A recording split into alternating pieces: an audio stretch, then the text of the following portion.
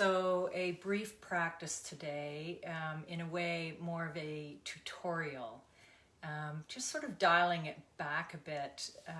We have gone through 3 months of daily practices. So now I'm going to sort of tease apart our practice. So today we begin with the breath, where it all begins, right? So pranayama is not just referring to the breath, not just referring to carbon and oxygen.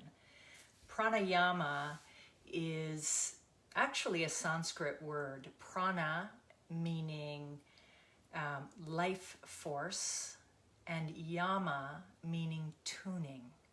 So we are tuning our life force, that which enlivens us.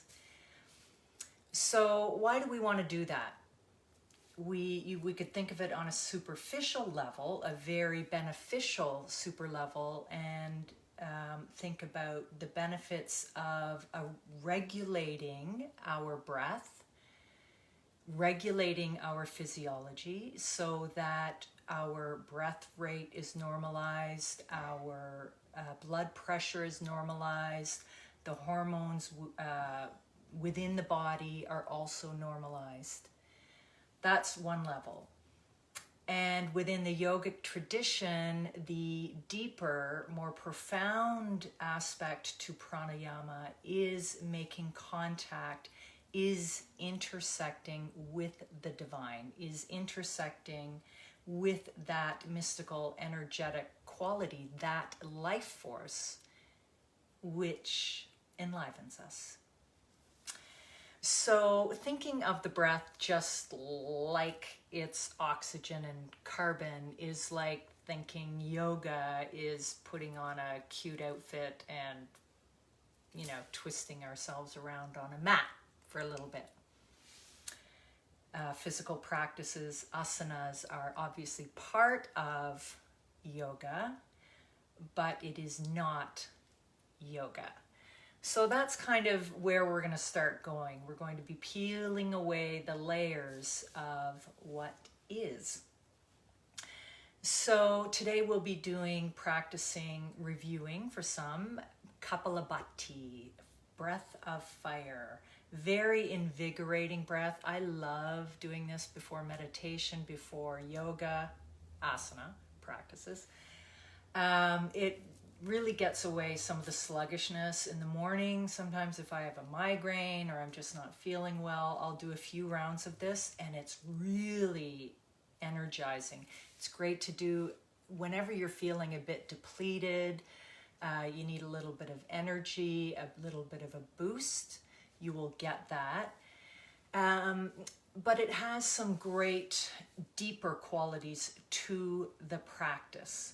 So literally, when we choose to practice pranayama as a part of our yogic practice, our yogic experience, what we are doing is literally shifting the body, the physiology within the body from fight, flight, freeze, from the sympathetic nervous system, and we are literally switching over to the parasympathetic, which is rest and digest.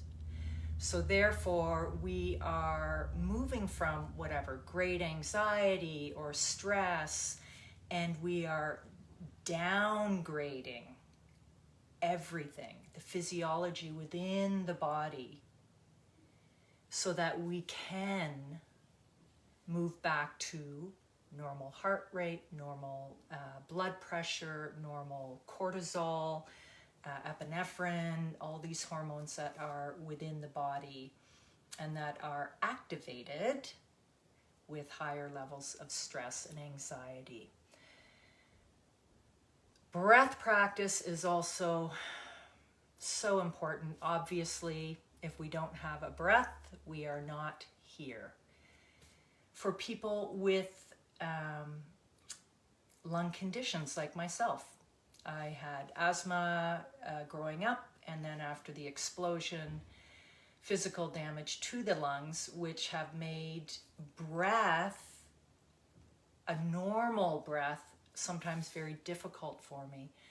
So it's important that I maintain my practice. We continue to support our respiratory systems, a healthy respiratory system, lung elasticity.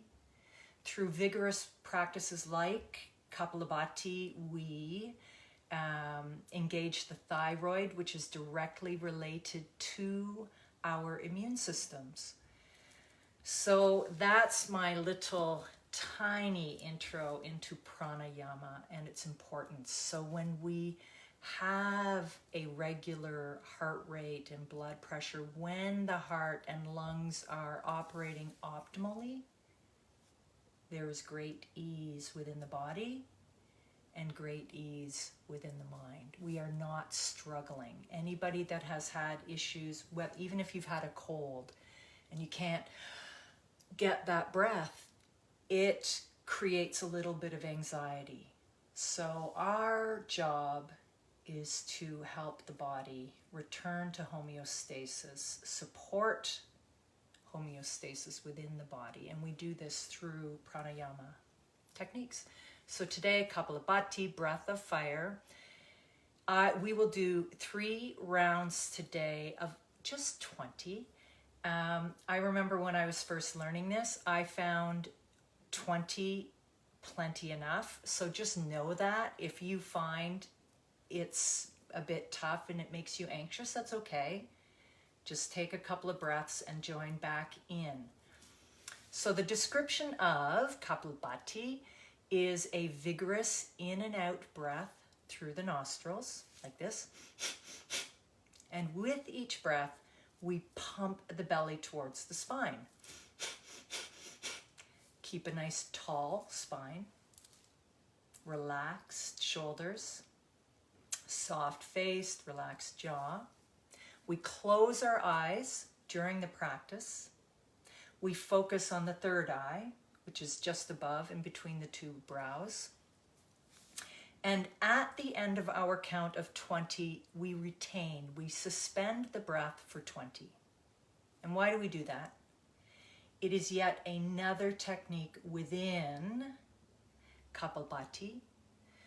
By suspending the breath, we take our actions further. We actively shift so that we are not, which we can do when we're anxious. So we are training the body and the mind to settle.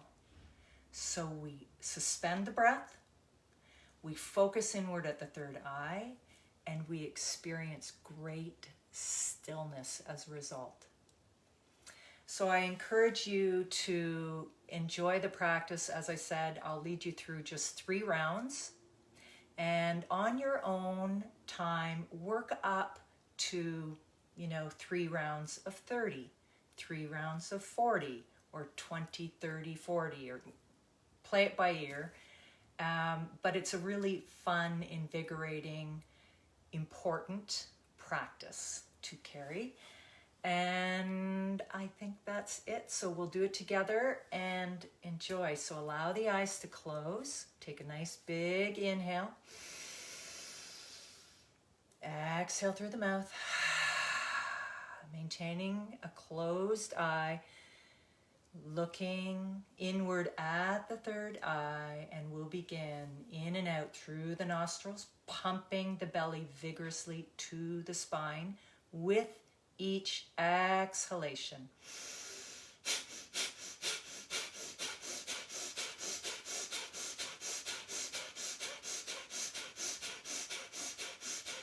Inhale deeply. Suspend the breath here. Relax. Hold. Gaze. Third eye.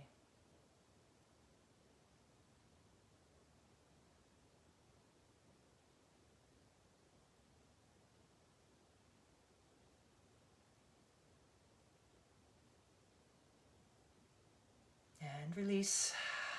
Inhale. Exhale. And begin second round.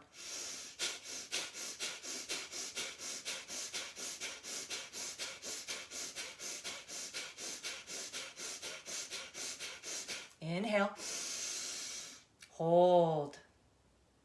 Gaze, third eye, suspend the breath. Be still.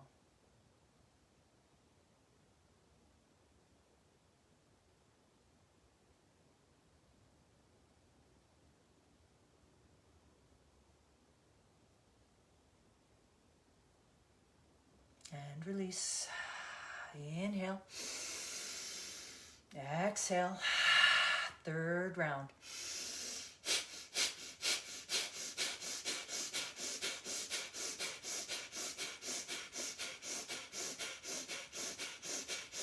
Inhale. Hold here.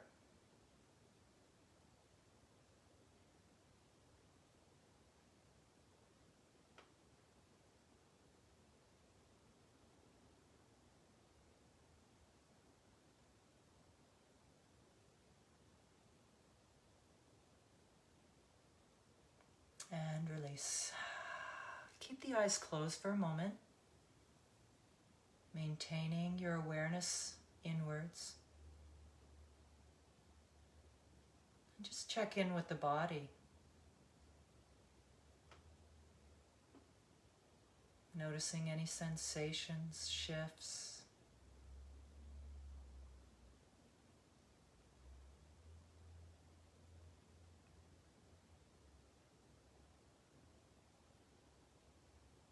Take a nice big inhale. Exhale, allow the eyes to gently open.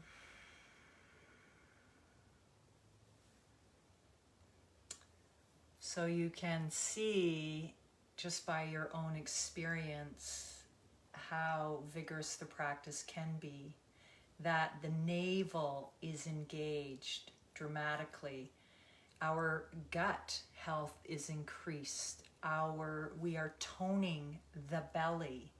We are creating a greater connection between the brain and the navel, which we now know through modern science is supporting what ancient wisdom teachers has been telling us, that there is an absolute connection between navel intelligence and brain health.